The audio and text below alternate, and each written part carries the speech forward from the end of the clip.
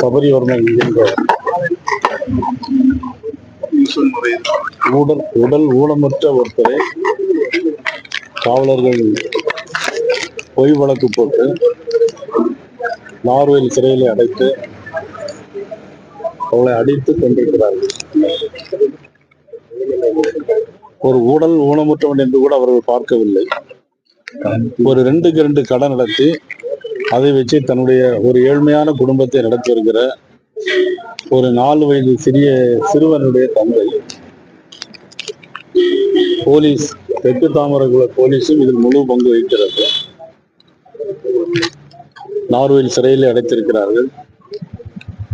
Bright flux என்கிற ஒரு SI குடிபோதையிலே இருந்திருக்கிறார். சிறையிலே அடைத்து சிறையில் இருந்து இவருக்கு சபரிவர்மனுடைய மனைவிக்கு தகவல் வந்திருக்கிறது. இறந்து விட்டான் என்ற தகவல் வந்திருக்கிறது. அங்கு போய் இப்ப ஹாஸ்பிட்டல் இருக்கிறாங்க தகவல் முதலில் வந்திருக்கிறது. காவலர்கள், சிறை காவலர்கள் ஜெகன், சிவகுமார் இருவரும் சபரிவர்மனுடைய மனைவி போகும்போது முதலில் ஆஸ்பத்திரியில் இருக்கிறார் என்று சொல்லியிருக்கிறார்கள். இரண்டாவது அந்த ஜெகன் என்கின்ற காவலர் சிரித்து கொண்டே உன்னுடைய கணவர் இறந்து விட்டான், சிரித்து கொண்டே கணவன் இறந்து விட்டான், மார்ச்சொல்லருக்கு போய் பார்த்துக்கோ அப்படின்னு. அப்புறம் மார்ச்சொல்லில் போய் பார்க்கறதுக்கு அனுமதி இல்லை. ஏழை அந்த மனைவிக்கு மார்ச்சொல்லியில் அனுமதி இல்லை. பிறகு முன்னாள் சட்டமன்ற உறுப்பினர் எம்.ஆர். காந்தி அவர்களும், அண்ணன் பொன்னார், சிவகுமார், ஜவான் ஐயப்பன், பாரதிய ஜனதா கட்சியினுடைய எல்லோரும் போராட்டம் பண்ணின பிறகு இன்றைக்கு அவர்களை பார்க்கறதுக்கு அனுமதித்திருக்கிறார்கள். ஒரு கொடூரமான சம்பவம். 19 இடங்களிலே அடி இருந்திருக்கிறது. அவர் ஏற்கனவே உடல் ஊனமுற்ற ஒரு கை, முழு கையா இல்லாத கையை 3 இடங்களிலே கை நொறுக்கப்பட்டிருக்கிறார்கள்.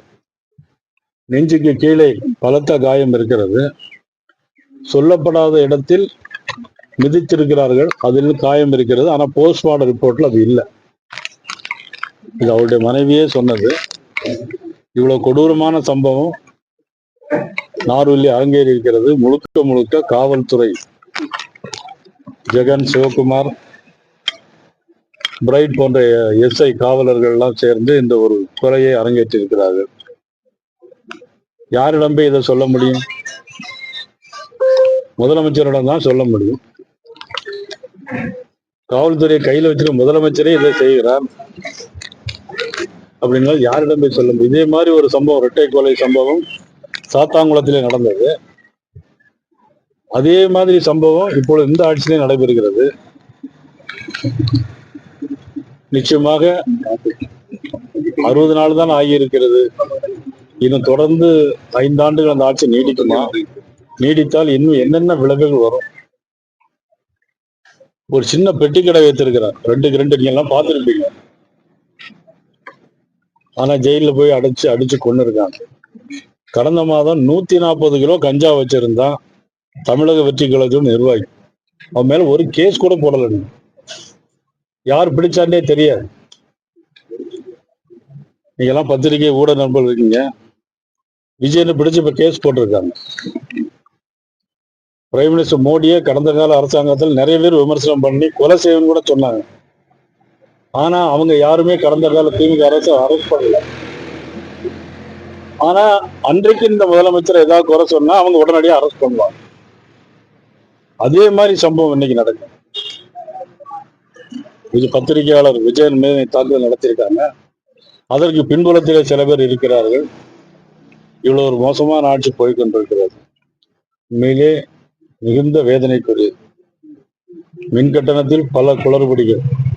ஆட்சிக்கு வருவதற்கு முன்னால் 2 மாதத்திற்கு இருக்கக்கூடிய கட்டணம் வசூலை ஒரே மாதத்தில் நாங்கள் பண்ணுவோம், மீட்டர் ரீடிங் எடுப்போம்னு சொன்னாங்க. 1 மாசத்துல மீட்டரிங் எடுக்கும். ஆனா இதுல டிக்கெட் கூட போடுறாங்க, மின் கட்டணத்தை கூட்டிருக்கான்னு பல குளறுபடிகள் நடந்துட்டு இருக்கு. அமைச்சர்களுக்கு என்ன செய்யணுங்கிறதே தெரியல. 2 அமைச்சர்கள் மத்திய அரசுடைய அனுமதி இல்லாமலேயே வெளிநாட்டுக்கு போயிருக்கிறார்கள். ஏன் போனாங்க? எதற்காக போனாங்க? யாருடைய பண செலவுல போனாங்க? நம்முடைய அரசாங்கத்தினுடைய பண செலவுல போனார்களா? அல்லது வெளிநாட்டில இருந்து யாராவது தொடர்பு கொண்டு அவர்களுக்கு பணம் செலவு பண்ணதாக சொல்லி அதற்காக போனார்களா என்பது தெரியாது. அமைச்சர்களாக இருக்கக்கூடியவங்க வெளிநாட்டுக்கு போகும்போது, மாநில அமைச்சர்களாக இருக்கக்கூடியவங்க வெளிநாட்டுக்கு போகும்போது, அதாவது நிதியமைச்சர், மத்திய நிதியமைச்சர், மத்திய வெளியுறவுத்துறை அமைச்சர், பிரைம் மினிஸ்டர் அலுவலகம் வரைக்கும் அனுமதி வாங்கிட்டு தான் போகணும். அனுமதி இல்லாமல் போகக்கூடாது. 2003ஆம் ஆண்டு நான் மின்துறை அமைச்சராக இருக்கும்போது அன்றைக்கு இபி சேர்மனாக மதிப்புக்குரிய திரு ஞானசேகரன் அவர்கள் இருந்தாங்க. ஞானதேசிகர், தமிழ்ச்செல்வனுடைய ஊருக்கார் ஞானதேசி இபி சேர்மனா இருந்தார். அப்போ அம்மா எங்களுக்கு அனுமதி கொடுத்திருந்தாங்க வெளிநாட்டுக்கு போகிறோம். ஆனால் மத்திய அரசு இருந்து அனுமதி வரல. நாங்கள் டிக்கெட்லாம் எடுத்து கையில் வச்சிருந்தோம், சூட்கேஸில் எல்லாம் புறப்பட்டு ரெடியாக கையில் வச்சிருந்தோம். ஆனால் 10 மணி வரையிலும் மத்திய அரசு அனுமதி வரல அப்படின்றதுனால அந்த அந்த ப்ரோக்ராமை நாங்கள் கேன்சல் பண்ணோம். நான் மின்துறை அமைச்சராக இருக்கும்போது இன்னைக்கு இபி சேர்மனாக மதிப்புக்குரிய ஞானதேசன் இருக்கார், சிறுமலஞ்சிக்கார், நம்ம திருநெல்வேலி மாவட்டத்துக்கார். ஆனால் இந்த அமைச்சர்களுக்கு யாரோட அனுமதி வாங்கணும், எப்படி போகணும், என்ன நடைபெறுகிறது என்பதே ஒன்று கேள்விக்குறியான ஒரு சூழ்நிலை.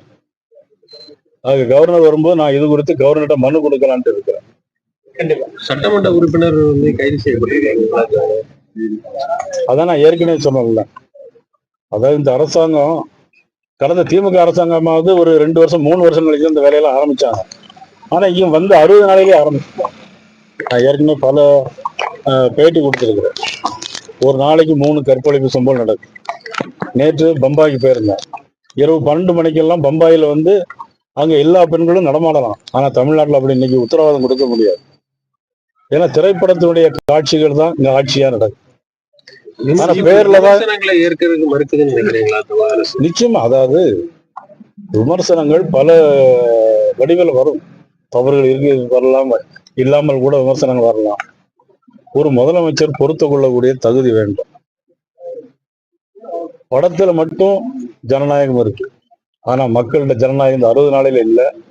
அது வெகு விரைவிலே வெட்ட வெளிச்சத்துக்கு வரும். அமைச்சர்கள் வந்து லீவ் கேட்கறாங்க. இப்போ 3 மணி நேரம் லீவ் கேட்டிருக்காங்களா, முதலமைச்சர் கொடுக்கலையா?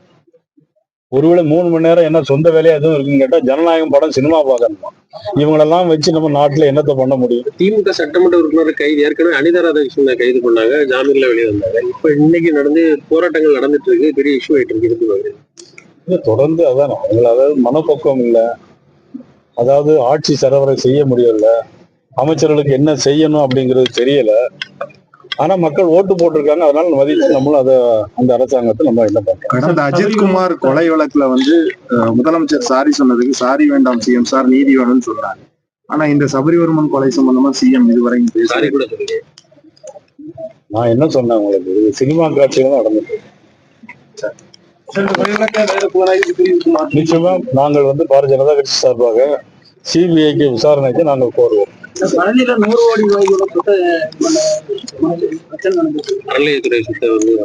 இதை முதலா சொன்னதே நான் தான். பாரதிய ஜனதா கட்சி தான் இதை முதல்ல எடுத்தது.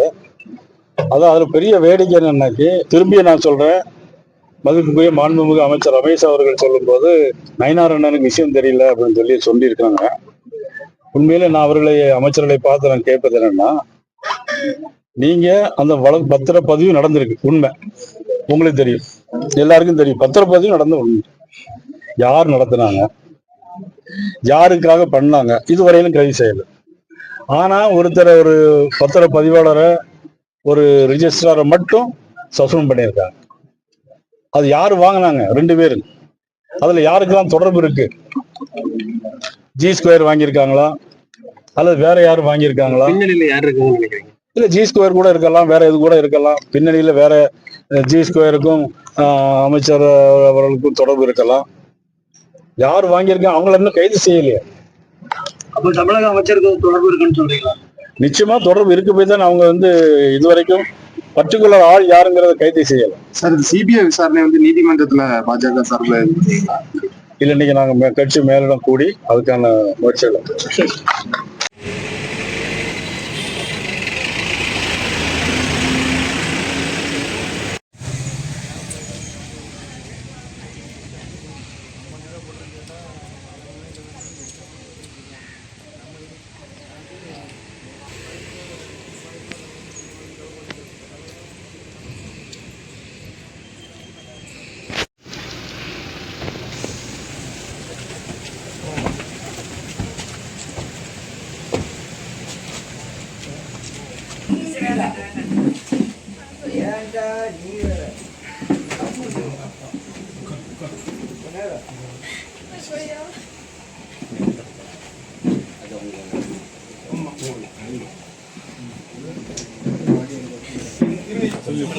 சார் தெரிய மாட்டேன், சார் ஃபேஸ் தெரிய மாட்டேன். அந்த போங்க.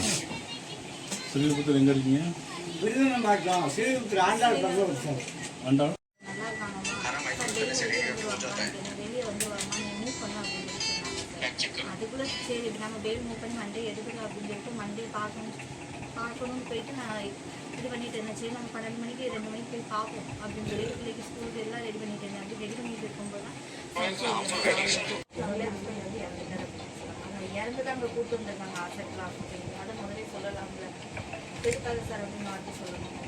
அப்புறம் நாங்கள் உடனே அவங்க போய் பார்த்ததில் உடனே அவங்களோட பாடி வந்து காமிச்சு 2 போலீஸ்காரங்களாம் கூட்டிகிட்டு வந்தாங்க. 2 இது வார்டு சிறையில் உள்ளவங்க பேர் தெரியுமா?